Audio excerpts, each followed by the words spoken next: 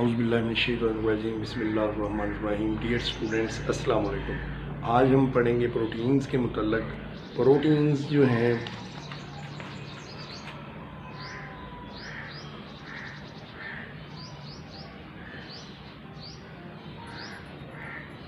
ये ऑर्गेनिजम्स के अंदर अबंडेंटली पाए जाते हैं।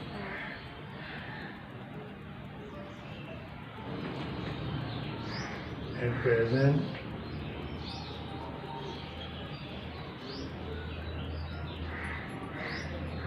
in all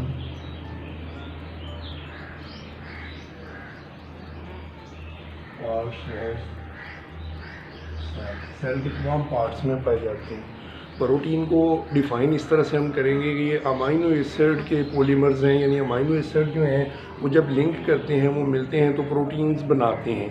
proteins are polymers of amino acid, इस तरह से इनकी डेफिनेशन होगी। ये बॉडी का तकरीबन 50% वेट जो है,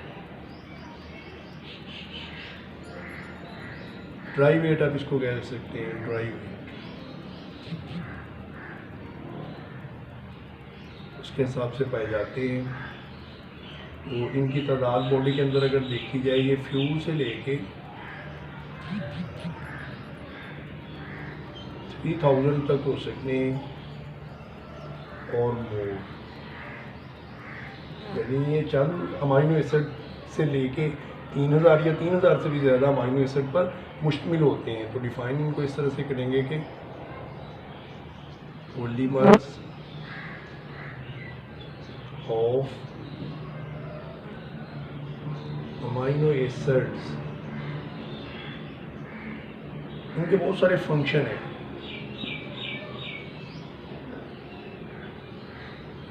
बॉडी के अंदर डिफरेंट फंक्शन सर अंजाम देते हैं, जैसा कि ये सेल के अंदर मुख्तलिफ जो मेम्ब्रेन के स्ट्रक्चर होते हैं वो बनाने में इस्तेमाल होते हैं। फॉर्म,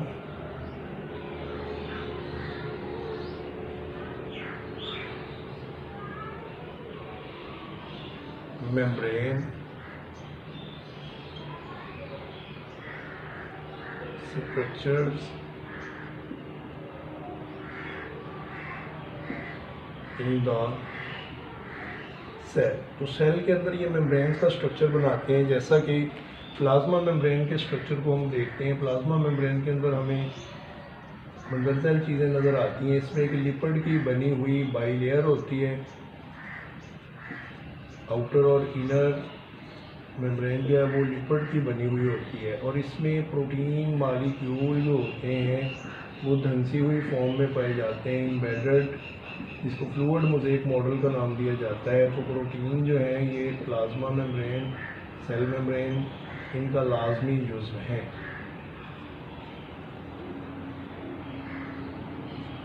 प्रोटीन मौजूद है और ये लिपिड की बाइलेयर है।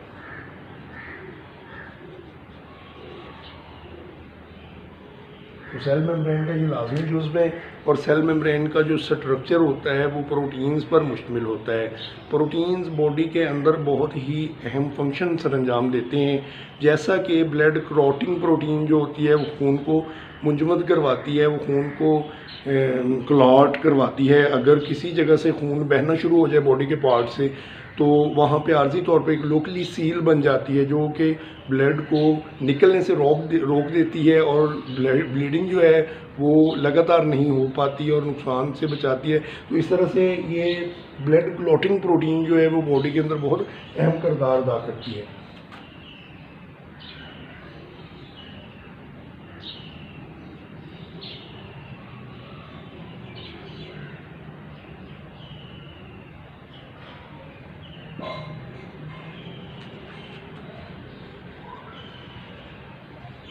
आफ्टर इंजरी के बाद ये ब्लीडिंग जो है या ब्लड का जो लॉस होता है उससे बचाती है। Number 3, enzymes.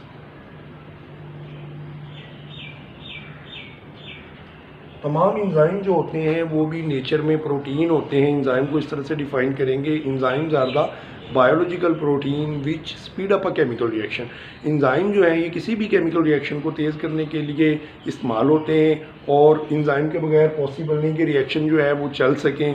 तो जितने भी एंजाइम हैं तकरीबन सेल के तमाम पार्ट्स के अंदर एंजाइम जो हैं वो मौजूद होते हैं, और हर तरह का प्रोसेस जो होता है उसको एंजाइम जो होते हैं यही कंट्रोल करते हैं। और एंजाइम नेचर में प्रोटीन होते हैं, विदाउट एंजाइम लाइफ जो है वो पॉसिबल नहीं है, क्योंकि केमिकल रिएक्शन एंजाइम के बगैर नहीं चल सकते। लाइफ जो है वो इतनी ज़्यादा स्लो हो जाए कि मुजमद हो जाए। तो इस तरह से तमाम एंजाइम हैं, अगर उनके स्ट्रक्चर को देखा जाए तो वो प्रोटीन्स ही होते हैं। नंबर 4, एंजाइम के बाद हार्मोन्स आते हैं।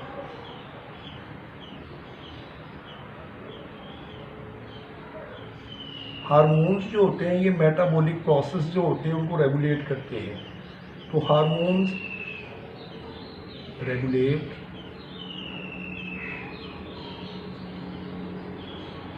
Metabolic process.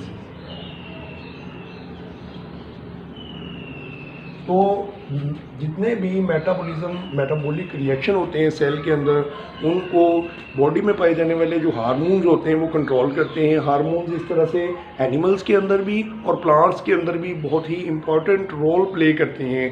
ये ग्रोथ के ज़िम्मेदार हैं। इस तरह से ये मुख्तलिफ जो बॉडी के पैटर्न और मूवमेंट होती हैं उसके ज़िम्मेदार हैं। प्लांट्स के अंदर जो मूवमेंट होती हैं वो हार्मोन्स की वजह से ही होती हैं, और एनिमल्स के अंदर भी ये बहुत अहम किरदार अदा करते हैं। जिस तरह से ग्रोथ हार्मोन जो है वो ग्रोथ करवाता है, सोमैटोट्रोफिन हार्मोन है जो ग्रोथ का ज़िम्मेदार है, ये ग्रोथ को कंट्रोल करता है, उसके पैटर्न को कंट्रोल करता है। तो इस तरह से बहुत सारे हार्मोन जो हैं वो बॉडी के अंदर मुख्तलिफ काम सर अंजाम देते हैं। ये स्पेसिफिक मेटाबॉलिक प्रोसेस जो होते हैं ये हार्मोन्स की वजह से ही होते हैं। इसके बाद नंबर 4 पे हमारे पास आएगा कैरियर प्रोटीन।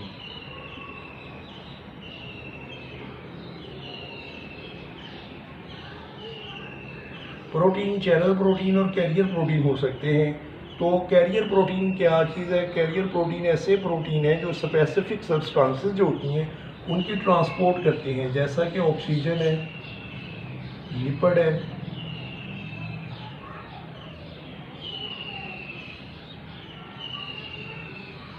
और आयंस वगैरह जो होते हैं उनको ये ट्रांसपोर्ट करते हैं, उनकी ट्रांसपोर्ट के ज़िम्मेदार हैं मेटल आयंस वगैरह की।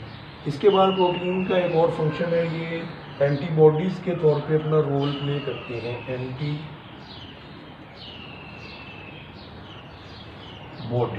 एंटीबॉडी क्या चीज़ होती है? एंटीजन और एंटीबॉडी के दरमियान पहले तो हम डिफरेंस देख लें। कोई भी फॉरेन ऑब्जेक्ट, कोई भी फॉरेन पैथोजेंस भी हो सकता है या कोई बैरूनी पार्टिकल भी हो सकता है जो बॉडी के अंदर जाके बॉडी को नुकसान पहुंचाने की कोशिश करे, उसको पैथोजन का नाम, उसको एंटीजन का नाम दिया जाएगा। कोई पैथोजन भी हो सकता है या इसमें कोई फॉरेन ऑब्जेक्ट हो सकती है।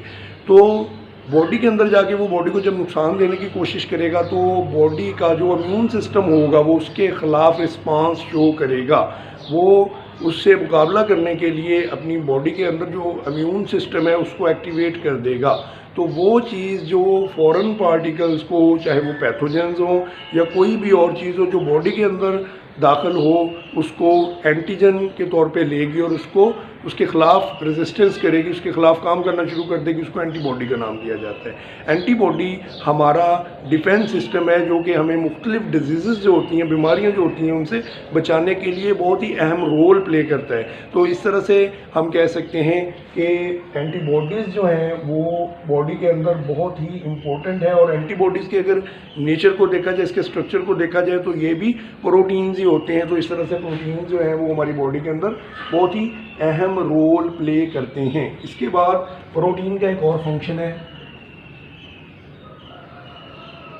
प्रोटीन का फंक्शन है movement of the organism.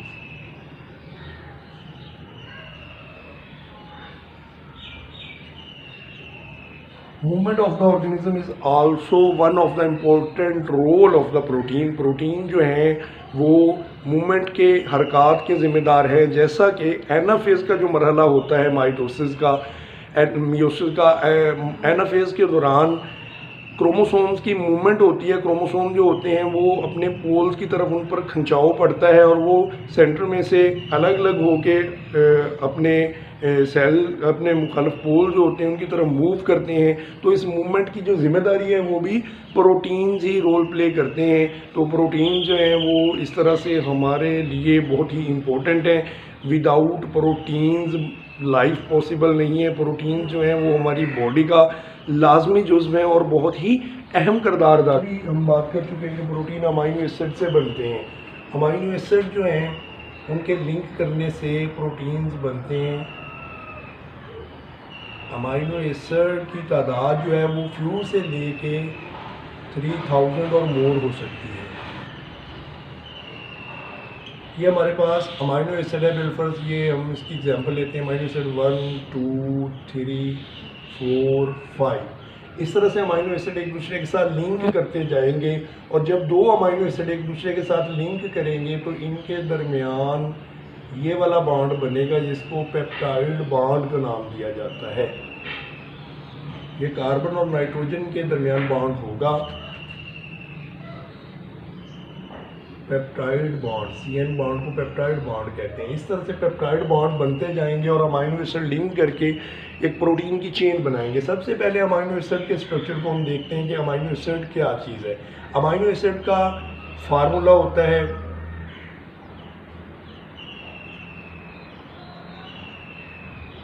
NH2, carbon होगा और कार्बोक्सिलिक ग्रुप होगा R। ये एक अमाइनो एसिड का जनरल फार्मूला है जो हमारे सामने लिखा हुआ है। इसमें ये वाला ग्रुप जो है इसको अमाइन ग्रुप का नाम दिया जाता है। ये अमाइनो एसिड अमाइन ग्रुप है इसका। अमाइन ग्रुप के अंदर एक नाइट्रोजन दो हाइड्रोजन के साथ इस तरह से जुड़ी हुई होती है। दो हाइड्रोजन सिंगल कोवलेंट बॉन्ड के ज़रिए से नाइट्रोजन के साथ लिंक करते हैं और अमाइन ग्रुप बनता है। इसके बाद अगले नंबर पे जो कार्बन आपको नज़र आ रहा है, ये वाला कार्बन, इसको अल्फ़ा कार्बन का नाम दिया जाता है।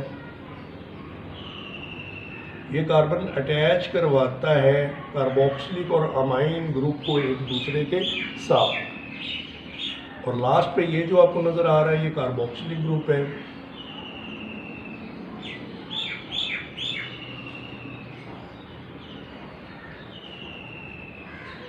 अल्फा कार्बन, ये ऊपर अल्काइल ग्रुप होगा।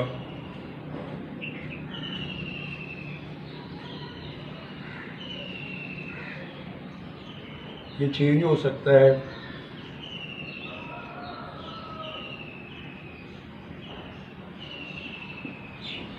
COOH, ये इसका स्ट्रक्चरल फार्मूला है। अमाइनो एसिड जो है वो इस तरह का होता है और इस तरह के अमाइनो एसिड की लिंकेज के ज़रिए से प्रोटीन जो है वो बनते हैं।